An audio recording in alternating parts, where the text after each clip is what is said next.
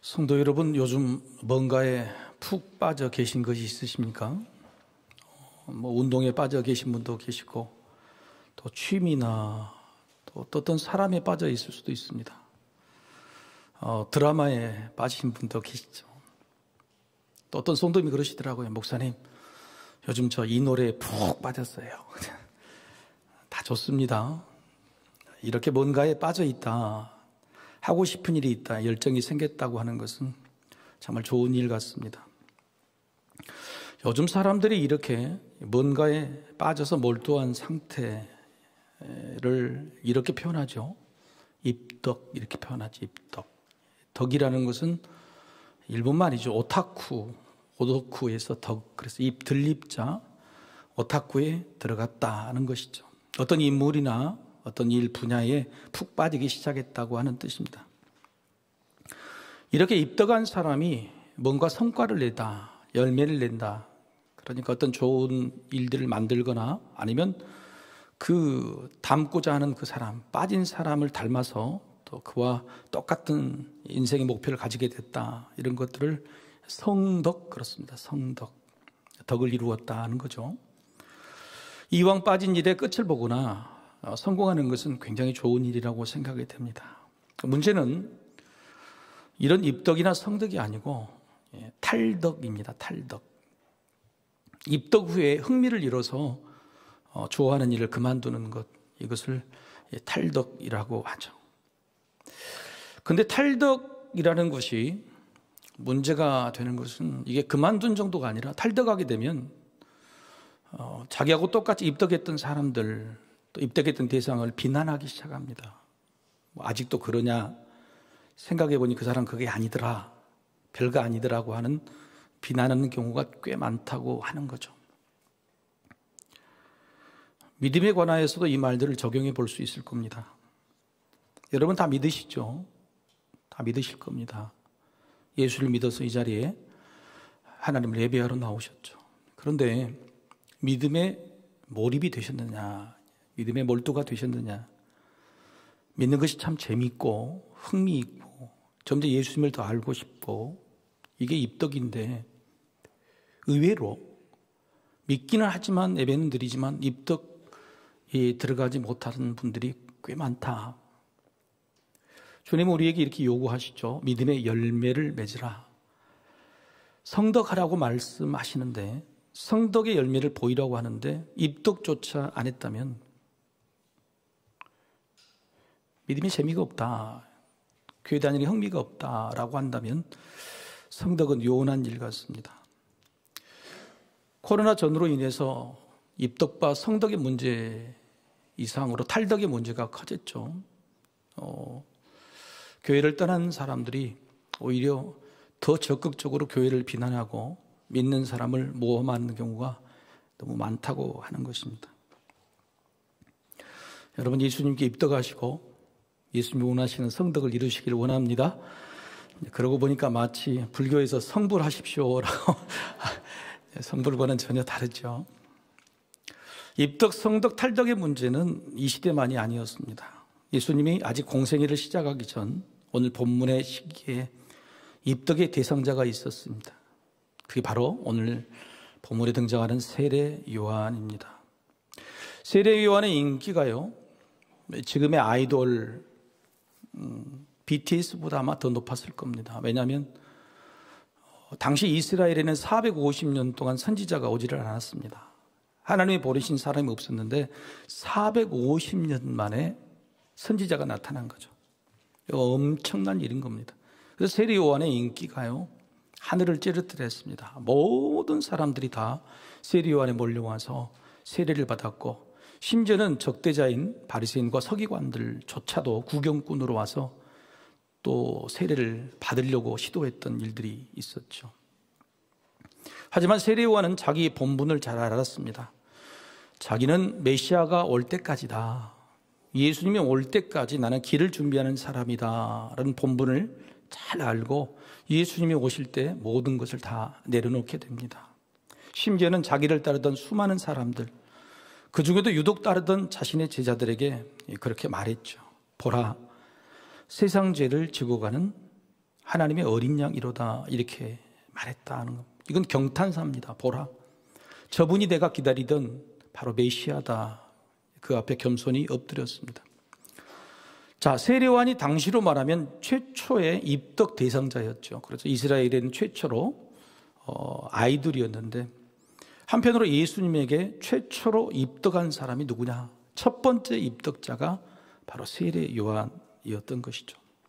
이렇게 훌륭했던 사람, 세상에 많은 사람들의 인기를 끌고 그 인기를 한순간에 내려놓고 예수님이 나타나자 첫눈에 알아보고 나는 예수님에게 입덕하겠습니다, 그렇게 했던 세례요한이 오늘 본문에 보니까 변했습니다. 바뀌었습니다. 세례요한이 옥에 갇히게 되었죠. 당시 헤롯 왕의 불륜을 세례요한이 지적하고 다녔죠. 그랬더니 헤롯 왕이 이 세례요한을 잡아들여서 옥에 가두었습니다. 그런데 옥중에 있던 세례요한이 믿음이 식어진 것 같아요. 마음이 변심한 듯 보입니다. 그래서 자신의 제자들을 예수님에게 보냅니다. 그래서 이런 질문을 하라고 시키죠. 그게 바로 3절의 말씀입니다. 제자들이 묻게 되는 겁니다. 예수께 여짜오되 오실 그이가 당신이오리이까 우리가 다른 이를 기다리오리이까. 이 말이 무슨 말입니까? 나는 당신이 메시아인 줄 알았습니다. 그런데 이제 보니까 아닌 것 같기도 합니다. 솔직히 말씀해 주십시오. 아니라면 우리가 다른 사람, 진짜 메시아를 기다려야 되는 것 아닙니까? 그렇죠? 여러분, 세례 요한이 지금 탈덕하고 있는 것입니다. 그렇죠? 탈덕하려고 하는 것이죠.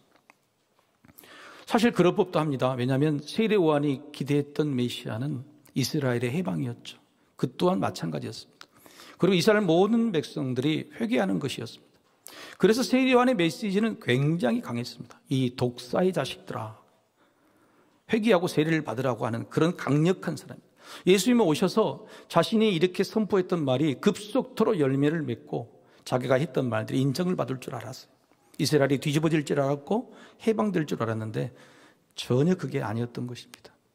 오히려 자신은 옥에 갇히게 되고 예수님은 그저 힘들고 어려운 과부와 세리의 친구들처럼 병든 자를 고쳐주고 가난한 자를 위로해주는 그 일만 하셨던 것이죠. 세상에 많은 사람들이 뒤집어지는 것이 아니라 오히려 예수님을 반대하는 사람들이 많아졌습니다. 그러니 의심이 들 수밖에요. 그래서 의심이 드는 솔직한 마음을 자기 제자들을 통해서 예수님께 묻게 된 것입니다. 그런데 제가 드리고자 하는 말씀은 바로 이 점입니다.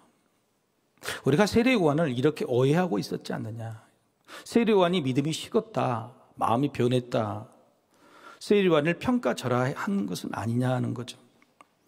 사람이 견디기 힘든 것은 오해죠. 그것도 오랫동안 자신을 잘 안다고 생각했던 사람이 어이구 사람이 변했네 그러죠.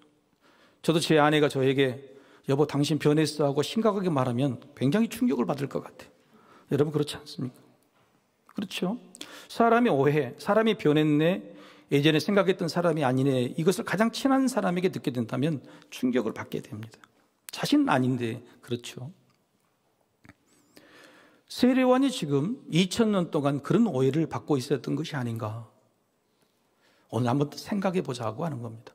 이것은 저의 생각이, 저의 해석이 아니고요, 예수님께서 하셨던 해석이 그렇다는 겁니다. 그래서 오늘 본문에 예수님이 세례 요한을 우리처럼 변했네 이렇게 평가하셨는지 더 깊이 살펴보려고 합니다. 세례 요한의 제자들이 당신 메시아 맞소라고 물으니 예수님께서 이렇게 대답해 주셨죠. 5절 말씀입니다. 맹인이 보며 못 걷는 사람이 걸으며 나병 환자가 깨끗함을 받으며 못 듣는 자가 들으며 죽은 자가 살아나며 가난한 자에게 복음이 전파된다 하라. 이렇게 전하라. 당신 메시아 맞소? 그러면 예, 아니 내가 메시아 맞다, 뭐 이렇게 말하면 되는데 예수님은 전혀 상관없는 말씀을 하신 것처럼 보입니다. 그러나 이게 더 설득력 있는 대답이었죠. 왜요? 당신 메시아 맞소? 메시아 맞다. 증거가 없잖아요. 예수님 하신 이 말씀 뭐냐면 이사야서 35장에 하나님께서 이사야 선지자를 통해서 메시아라는 사람이 오면 어떻게 알아보느냐? 그 메시아는 바로 이런 일을 할 것이다. 그가 메시아다. 그럼 알아볼 수 있다라는 거예요. 눈먼 자가 눈을 뜨고 못 듣는 자가 듣게 되고 앉은 병이가 일어나고 아픈 자, 죽은 자가 살아나는 기적을 베푸는 사람, 바로 그가 메시아다. 그리고 그 제자들에게 내가 지금 그 일을 하고 있지 않느냐 보라고 하시는 거죠. 그런데 문제는 그 이후에 생겼습니다. 세례요한의 제자들이 이 대답을 듣고 돌아갔는지 안 돌아갔는지 모르겠습니다만은 예수님의 뒤에 쑥떡 뒷담화를 하고 있는 사람이 소리가 들린 거예요. 본문에는 무리들이라고 표현했지만 아마 예수님의 제자들이었을 겁니다. 왜요? 예수님의 제자들은 세례요한의 제자들과 경쟁 관계죠. 세례요한이 더 인기가 있었는데 나는 예수를 섬기는 서로 경쟁 관계였어요. 그런데 세례요한 봐라, 변했다, 저 사람 가짜였다, 수근수근 우리가 맞았다, 우리가 이겼다고 하는 소리들이 들리게 된 겁니다.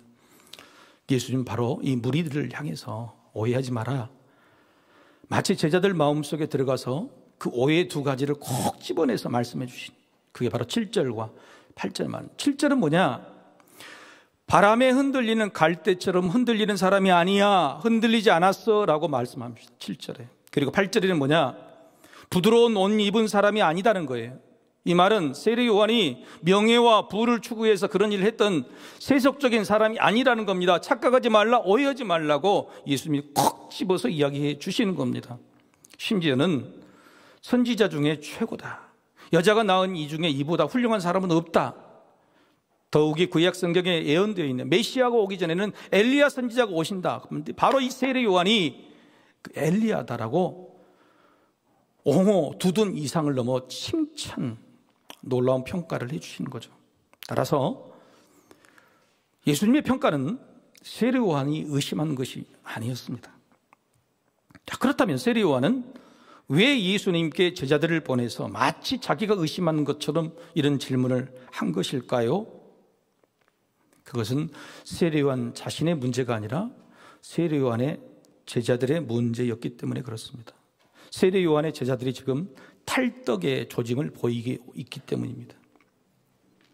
이미 세례 요한의 제자들이요, 예수님에게 항의하고 달려들었던 일이 바로 이전에 직전 9장에 있었습니다. 마태복음 9장 14절이죠. 여러분 같이 한번 읽어보시겠습니까? 자, 시작. 그때에 요한의 제자들이 예수께 나와 이르되 우리와 바리새인들은 금식하는데 어찌하여 당신의 제자들은 금식하지 아니하나이까? 누가요? 요한의 제자, 세례 요한의 제자, 세례 요한도 아닙니다. 세례 요한의 제자들 누구에게요? 예수님의 제자가 아니라 예수님에게 달려든 겁니다. 자기들의 인기가, 자기들의 꿈이 사라질까?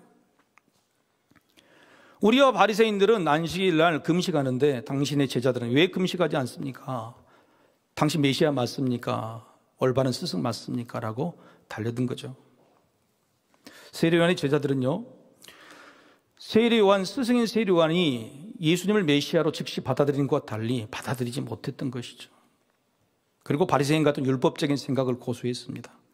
그런데 이런 상황에서 자신의 스승이 그냥 옥에 덜컥 갇혀버리고 만 겁니다. 자신의 인생의 꿈들이 다 사라졌잖아요. 그런데 메시아라고 믿었던 예수가 자신의 스승이 갇혀졌으면 구명운동을 하고 옥에서 빼낼 생각을 해야 되는데 전혀 하지 않는 거예요. 얼마나 원망과 불평이 생겨났겠습니까? 세례 요한은요, 자신의 문제가 아니라 자신의 제자들의 문제예요. 그래서 예수님이 오늘 세례 요한에게 대답해 주신 게 아니라 사실은 세례 요한의 제자들에게 대답을 해 주셨어요. 누가복음 7장 21절의 말씀을 한번 볼까요? 같이 읽어보겠습니다. 자, 시작. 마침 그때에 예수께서 질병과 고통과 및 악귀 들린 자를 많이 고치시며 또 많은 맹인을 보게 하신지라. 어떻게 해요? 보게 하셨다. 일부러 보게 하셨다고 하는 겁니다. 일부러 보게 하셨다. 마침 보게 된 게 아닙니다. 일부러 세례 요한의 제자들이 메시아는 어떤 일을 하는지, 내가 어떤 일을 하는지, 내가 메시아 맞는지를 너희 눈으로 보고 확인하라고 하신 거예요. 예수님은 세례 요한에게 답하신 게 아니라 세례 요한의 제자들에게 대답을 해 주신 거라는 겁니다. 그렇습니다. 제자들의 의심에 힘들어하는 세례 요한의 심정, 옥에 갇힌 세례 요한의 심정이 아마 이런 것일 겁니다. 예수님, 저의 제자들이 제가 옥에 갇힌 것을 보고 저에게도 실망하고 예수님에게까지도 원망을 하고 있습니다. 그래서 제가 제 제자들을 주님께 보내겠사오니 옥에 갇혀 아무것도 할 수 없는 저 대신에 제발 제 제자들의 믿음, 이들의 믿음을 꼭 붙잡아 주십시오 라고 하는 세례요한의 마음을 예수님께서 읽으셨던 것이죠. 물론 세례요한에게 의심이 전혀 없었다고 말하지는 않겠습니다. 하지만 세례요한의 식은 믿음이든지 세례요한 제자들의 의심 믿음이든지 예수님은 친절하게 받아주시고 보여주셨어요. 보여주시고 심지어는 말씀으로 두둔 옹호 칭찬까지 해주셨던 사실을 우리는 오해하고 간과하고 있었지 않느냐 오늘 살펴보려고 하는 겁니다. 그러니까 화면을 보고 같이 한번 읽어보십시다. 시작. 세례요한은 믿음 진보를 위한 확증, 세례요한의 제자들은 의심을 풀 증거를 요구했는데 예수님은 두 말 없이 받아주시고 안아주셨습니다. 이게 바로 감사인 것이죠. 세례요한이 의심했을 수도 있습니다. 세례요한의 제자들은 더욱더 불만이 있고 화가 났을 수도 있습니다. 항의하러 온 것일 수 있습니다. 그러나 예수님은 오히려 저들의 모든 항해, 심지어 삿대질 같은 그 공격에도 다 받아주시고 보게 하시고 안아주시고 심지어는 칭찬까지 해서 보내셨다고 하는 겁니다.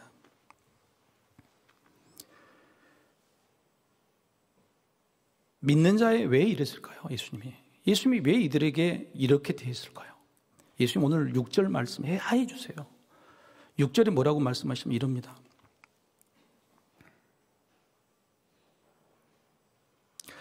누구든지 나로 말미암아 실족하지 아니하는 자는 복이 있도다 하시니라. 어떤 사람이요?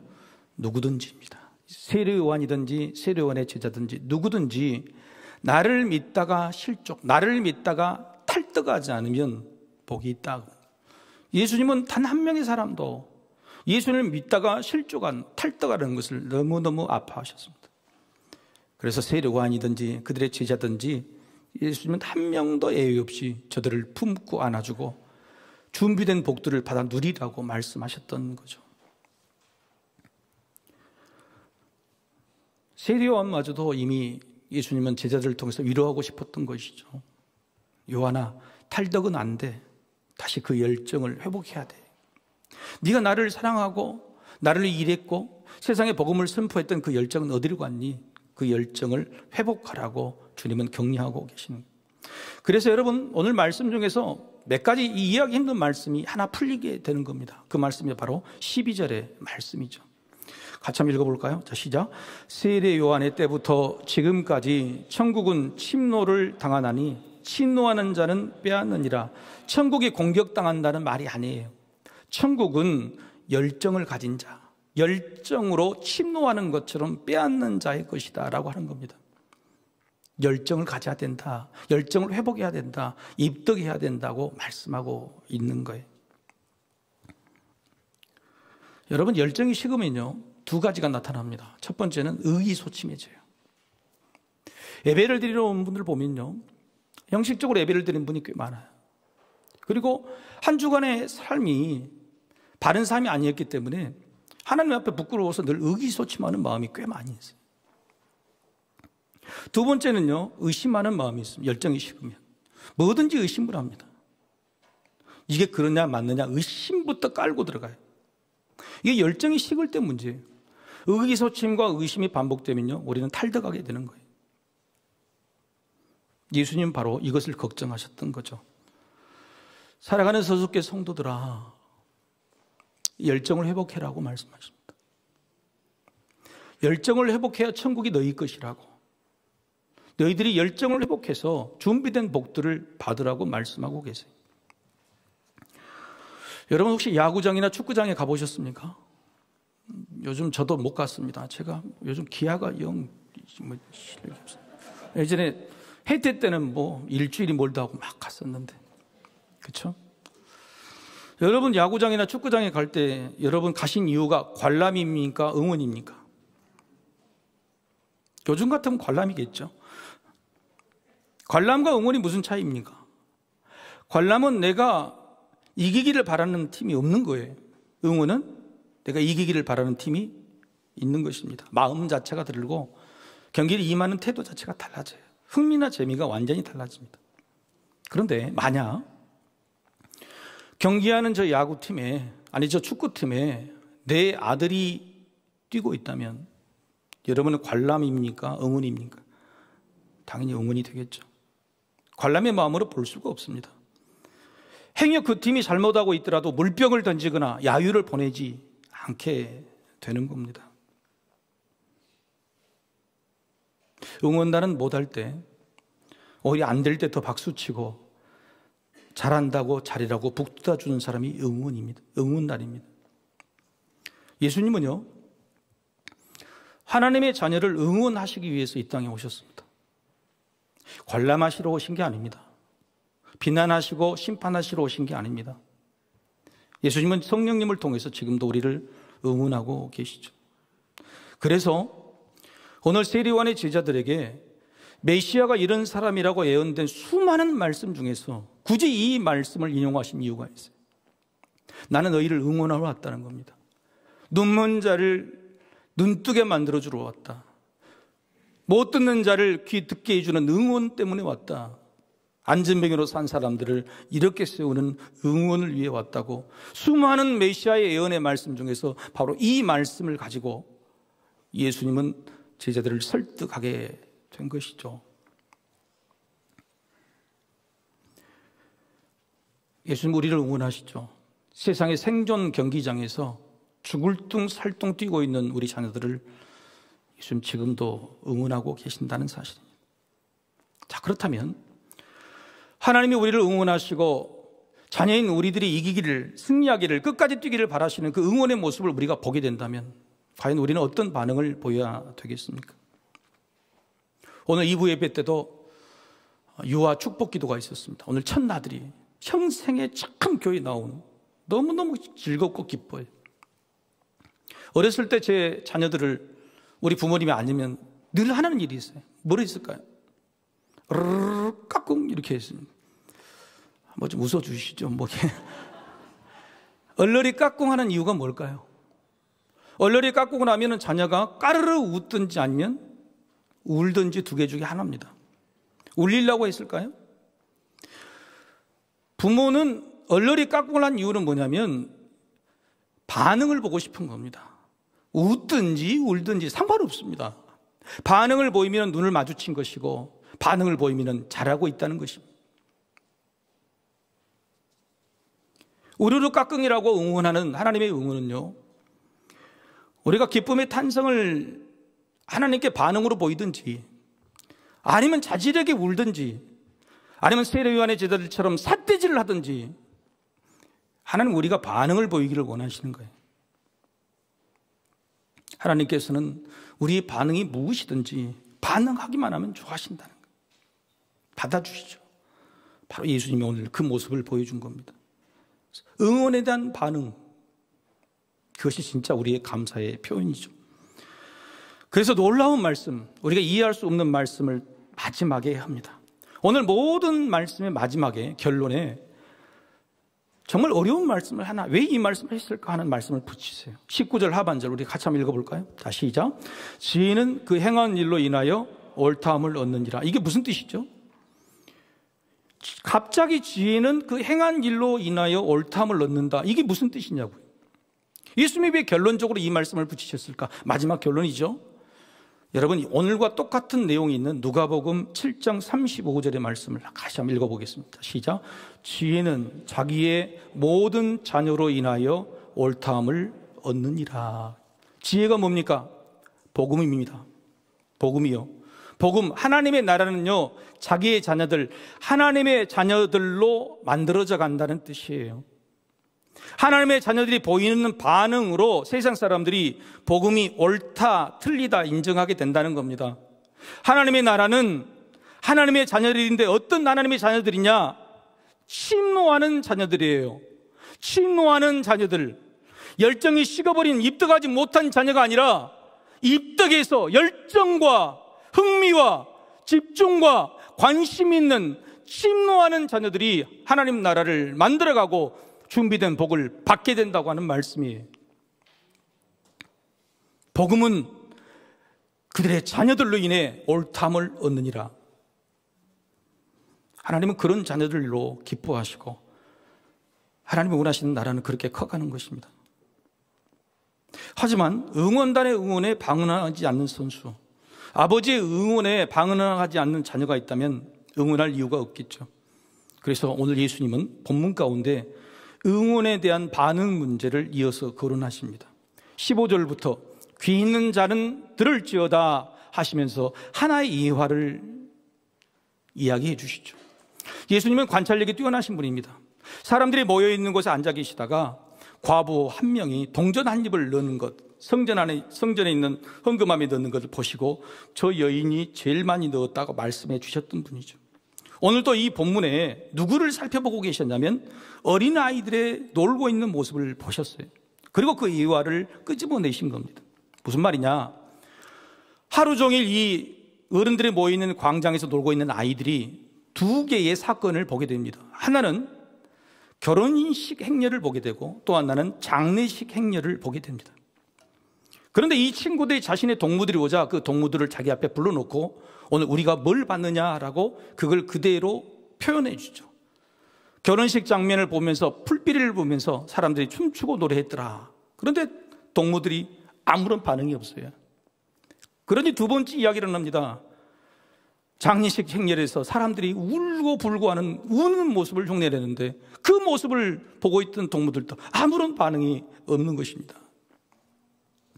이 이야기를 해주신 예수님의 뜻이 의미가 뭘까요? 세례요한과 예수님이 춤을 출 때 사람은 춤을 추지 않았다. 반응이 없었다. 행여 눈물을 흘리면 눈물을 흘릴까 아무리 이야기해도 반응하지 않았다는 겁니다. 강 목사가 이 강단에서 열띠게 설교를 해도 아무런 반응이 없다는 거예요. 예수님은 지금 잘 믿어라 못 믿어라 이런 이야기를 하신 게 아니에요. 복음에 대해서, 복을 받을 일에 대해서 이야기하고 있는데 아무런 반응을 보이지 않는 그 사람, 무반응에 대해서 이야기하고 있는 겁니다. 그래서 더 놀랍게도 오늘 본문이 길어서 읽지 않았지만 20절부터는 뭘 이야기하느냐? 예수님께서 가장 기적도 많이 베푸시고 말씀을 많이 했던 고향 사람들, 바로 고라신, 벳세다, 가버나움의 갈릴리 사람들의 무반응에 대해서 화 있을지어다라고 선포하시는 거예요.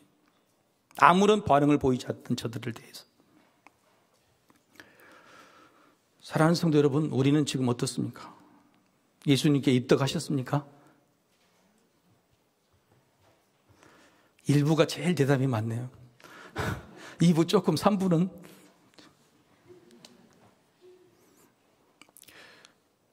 여러분 우리 스스로가 알았잖아요. 내가 예수님 믿었지만 예수님의 입덕했는가? 입덕이 안 되면 성덕이 어떻게 됩니까? 주님이 원하시는 그 열매는 성덕이야 이루어지는 건데 그걸 어떻게 보여드립니까? 아니, 혹시 탈덕하고 계시지는 않습니까? 믿는 것도 재미가 있어야 믿습니다. 뭔가 흥미가 이끌려야 계속 가게 되죠. 하지만 우리 안에 이런 재미와 흥미, 입덕, 아니 이런 열정, 침노함이 사라졌다면 이유가 뭘까요? 저도 한참 이 문제에 대해서 고민했습니다. 열정이 있더라도 식어지고 재미가 있더라도 사라져버리는, 왜 일이 반복이 될까? 제 자신도 그런 문제에 대해 굉장히 고민이 많았어요. 그 찾은 대답이 뭐냐면 하나님의 응원의 소리가 들리지 않기 때문이었어요. 예수님의 응원의 목소리가 내 귀에 들리지 않기 때문에 내 열정이 식어져 가는 거였어요. 제가 믿음 안에 있어도 한참 방황했을 때 그래도 도망가지는 않았습니다. 얼마나 다행인지 모르겠어요. 그런데 하나님 앞에서 내가 신실하고 걸어가지도 못했어요. 기도의 자리에 왔었지만 늘 기도는 하나님을 원망하고 불평하고 삿대질하고 죽겠다고 그랬었어요. 3년 반 이상을 그렇게 기도했습니다. 감사해 본 적이 없었던 것 같아요. 빨리 찍어달라, 빨리 내놔라, 빨리 해결해달라, 그렇게 하나님한테 외쳤던 것 같아요. 그런데 훗날 알았습니다. 하나님이 오히려 저의 그런 반응을 보고 안심하셨다는 것을 알았어요. 내가 교회를 떠나버리고 교회 밖으로 떠돌지 않고 아무런 반응이 없는 것이 아니라 오히려 하나님 앞에 삿대질을 하면서 원망하면서 오늘 세례요한의 제자들처럼 당신 메시아 맞냐고 그렇게 달려들면서 그렇게 했던 그 반응을 보고 오히려 하나님은 안심하셨다 하는 것을 깨닫게 되었습니다. 그때 비로소 하나님의 응원의 목소리가 들렸어요. 하나님의 마음을 알 때 하나님 우리가 어떤 반응을 보이든 반응을 보이면 좋아하세요. 무반응이 문제죠. 하나님은 우리의 반응에 기뻐하신다는 사실을 알 때 저는 하나님 앞에 한 걸음 한 걸음 더 나아갈 수가 있었어요. 하나님 내가 보이는 어떤 반응이든지 인정해 주시고 받아주신다는 사실. 사랑하는 성도들, 여러분의 자녀들의 반응이 무반응, 무대응, 무관심일 때가 문제죠. 삿대질을 하고 달려들고 따져들고 원망과 불평할 때는 오히려 안심하시길 바랍니다. 여러분 그것은요 애증이 여전히 사랑이 남아있다는 것이죠. 여전히 꿈과 방향성이 있다고 하는 것이죠. 여러분 그럴 때에 여러분 자녀들을 응원해 주시고 안아주십시오. 왜요? 하나님께서 우리에게 그렇게 대해 주셨기 때문에 그렇습니다. 오늘 말씀을 정리하자면 바로 이것입니다. 같이 한번 읽어보겠습니다. 자, 시작. 반응이 반감이든 반성이든 반박하지 않으시고 반겨주시는 예수님의 응원을 알자는 것입니다. 라임이 딱 맞죠? 여러분 다시 한번 읽어보겠습니다. 자, 한 번 더 읽겠습니다. 시작. 반응이 반감이든 반성이든 반박하지 않으시고 반겨주시는 예수님의 응원을 알자는 것이 여러분에게 드리고자 하는 말씀입니다. 옥에 갇혀있는 세례요한을 이렇게 응원하셨던 것처럼 세상이라는 옥, 고난이라는 옥, 생계라는 옥, 질병이라는 옥, 그리고 시험이라는 옥, 이런 옥에 갇혀 사는 우리들을 예수님 응원하신다는 거예요. 이길 수 있다고 잘하고 있다고 응원하시죠. 적어도 오늘 예배의 자리에 나와 있는 여러분들을 예수님 그렇게 응원하실 겁니다. 여러분 예배의 자리가 어떤 자리냐면요, 축구 경기에서 전반전을 뛰고 라카룸에 들어와 있는 것과 똑같아요. 라카룸에 들어오면 감독이 들어와서 이제 선수들에게 다음 지시를 내리거나 아니면 꾸중을 하거나 격려를 하죠. 근데 여러분 위대한 한국의 히딩트 있죠? 박항서가 아니라 박항서 감독이 있습니다. 이 박항서 감독이 베트남에서 위대한 일들을 만들어냈잖아요. 근데 이 사람이 언제 주로 했냐면 전반전 끝나고 라커룸에서 그 일을 해내요. 아시안게임에서 시리아하고 경기를 뛰고 있는 최초로 8강전을 하고 있는 4강에 올라갈 수 있는 기회인, 그럴 때에 박항서가 라커룸에서 베트남 사람들이 그랬어요. 선수들에게 우리는 오늘 위대한 한 걸음을 내딛었다. 처음 있는 일이니까. 그러나 우리의 발걸음은 여기서 멈출 이유가 전혀 없다. 이렇게 하면서 너희는 베트남 사람이다. 최초의 8강전을 오르는 베트남 사람이다. 일어나가지고 연장전에 가서 이겨버렸잖아요. 여러분 다른 게임 결승전에서 여러분 지고 들어왔어요. 1대0으로. 다 이길 줄 알았는데. 그럴 때 박항서 감독이 그 베트남 사람들이 뭐라고 그랬어요? 고개 들어라. 고개 숙이지 마. 너희들이 뭘 잘못했어? 최선을 다했잖아. 열심히 살았잖아. 질 수도 있는 거야. 고개 들어라. 여러분 이 베트남 박항서 이야기가요, 베트남 고등학교 검정고시 시험에 나왔어요. 이게 사실이에요. 왜요? 베트남을 살리는 말이었어요. 주님은 우리를 그렇게 응원하시는 거예요. 오늘 예배의 자리가 전반전 끝내고 돌아오는 라카룸에 있는 자리. 여러분 예수님의 응원의 목소리를 들으세요. 전반전에 내 새끼가 골키퍼였는데 골을 2골이나 먹었어요. 모든 관중들은 그 골키퍼 우리 아들을 욕을 합니다. 후반전에 나갈 수 없을 정도로 발이 벌벌 떨려요. 근데 후반전에 라카룸을 지나고 나갔을 때에 저 야유하는 관중들 틈에 내 사랑하는 엄마 아빠가 우리 아들 최고야 현수막 들고 단 두 사람이 내 아들 다시 일어날 수 있어, 할 수 있어라고 말하고 있다. 그 목소리를 수많은 야유하는 관중들 속에 나를 응원하는 그 아버지와 어머니의 목소리를 들을 때 여러분 이 아들이 어떻게 되겠어요? 우리 안에 새로 있는 열정과 새로운 시작은요, 나를 응원하는 어떤 사람의 응원 소리에 달려 있습니다. 하나님의 자녀들은 아버지이신 하나님의 응원 소리를 들으면 다시 열정이 생기게 돼 있어요. 예수님이 오늘 세례요한과 세례요한의 제자들을 어떻게 응원하셨던 그 응원의 목소리를 들으면 천국은, 준비된 복은 우리 것이라는 겁니다. 여전히 이해할 수 없고 받아들일 수 없고 견뎌낼 자신이 없을지라도, 그래서 원망이 사라지지 않을지라도 오히려 그렇게 침노하라, 대들고 묻고 삿대질을 해라, 확인하고 따져들라고 묻습니다. 뭐든지 받아주시겠다, 그게 오히려 좋다고 말씀하시죠. 침노하는 열정을 가진 하나님의 자녀들이 하나님의 나라를 만들어 간다고 칭찬하십니다. 이런 자녀가 내가 사랑하고 기뻐하는 진정한 나의 자녀라고 말씀하시죠. 주님은 이 시간 세상에 나가는 우리들을 열렬히 응원하실 줄로 믿습니다. 저도 그런 여러분을 응원합니다. 우리 다 같이 일어나셔서 하나님을 찬양하겠습니다.